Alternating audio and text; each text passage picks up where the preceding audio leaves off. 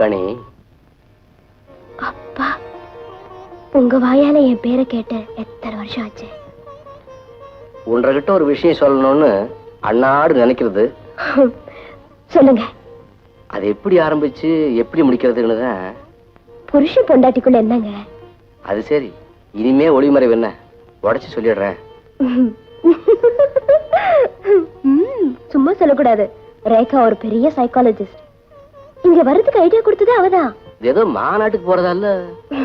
ஐயோ ஐயோ, அது பொய். பொய்யா? நாம இங்க வந்திருக்கிறதே அத்தையும் ஃபாதரும் பொய்யா நினைச்சிட்டு இருக்கிறது உண்மையாக்குதான்.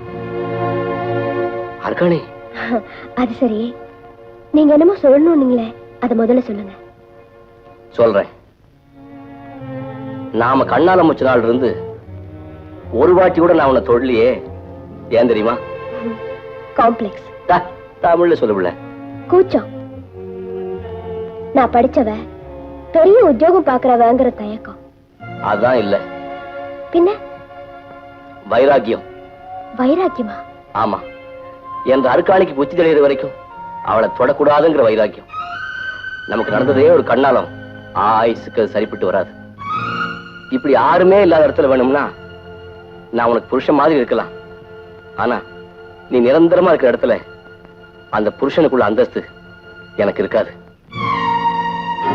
என்னைக்குமே இதுதான் பிரச்சனை.